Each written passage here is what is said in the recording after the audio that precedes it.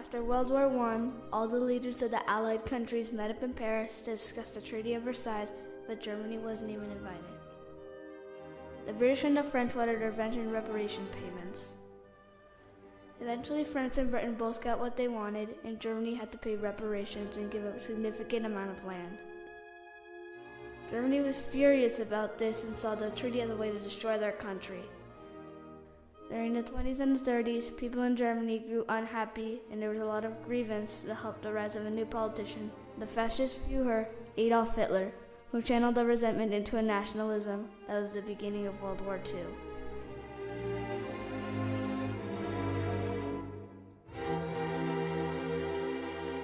In the United Kingdom, the figure of Neville Chamberlain was developing.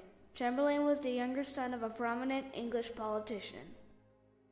He had training as an accountant and a business career in Birmingham, one of England's principal commercial centers, before entering politics. Chamberlain started as Lord Mayor and later became a member of Parliament and eventually the head of Treasury in England. He was in charge of the nation's economic recovery and stability and became involved in British military spending. Nazi Germany, one of the most powerful empires known to man, was coming to power at this time, and Britain was forced to deal with the possibility of another war in Europe. In 1937, Chamberlain became the 19th Prime Minister of Great Britain, and in 1938, Europe was on the brink of war. The way that Chamberlain saw Britain's position towards the war was shaped by several factors. First, his view that World War I had been a tragic mistake which must never be repeated, since it was a devastating war triggered by a trivial incident. A second factor was the idea that Germany had been treated unjustly at the Treaty of Versailles in 1919 and had a defendable cause of action. Third, the belief that Britain was more secure if economically strong and building up the military was not a profitable expense.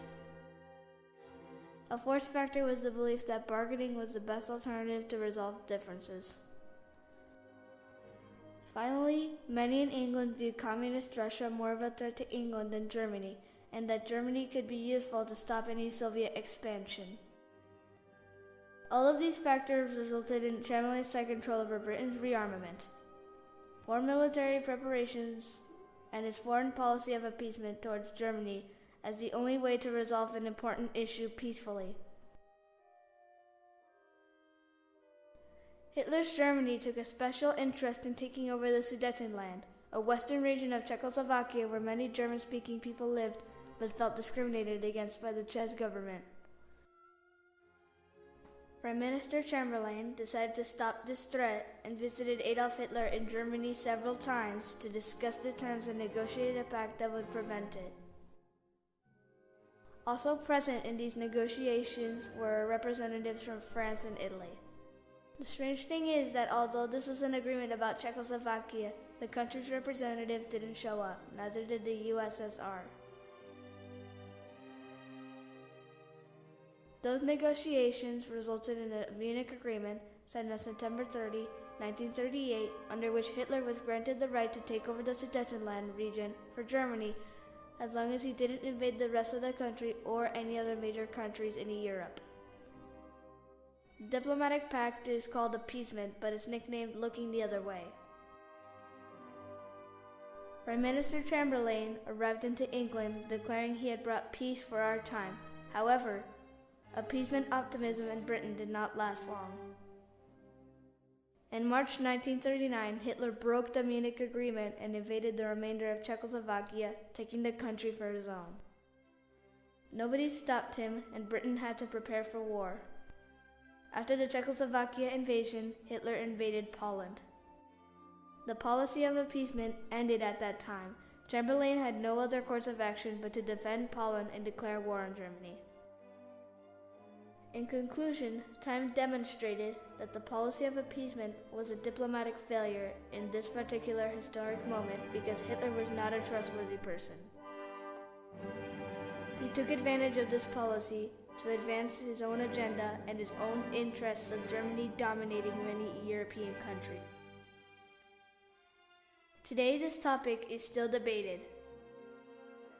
For some, it is an example of foreign policy weakness that should be avoided at all times. For others, it is a legitimate use of diplomacy, and force should only be used as a last resort.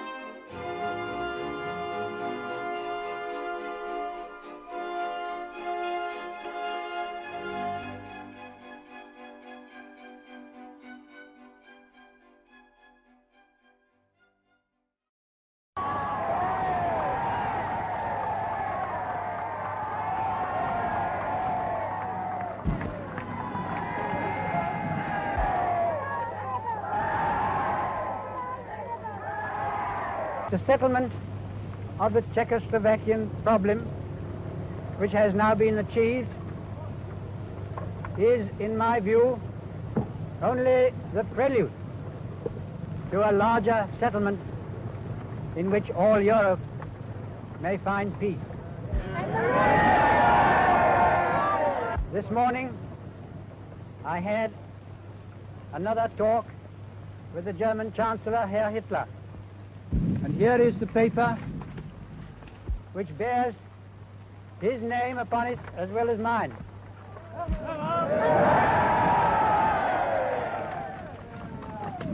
Some of you perhaps have already heard what it contains, but I would just like to read it to you.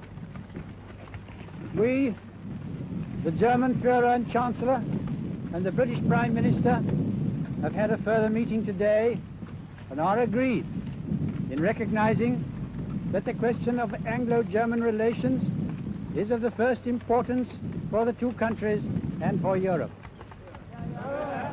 We regard the agreement signed last night and the Anglo-German naval agreement as symbolic of the desire of our two peoples never to go to war with one another again.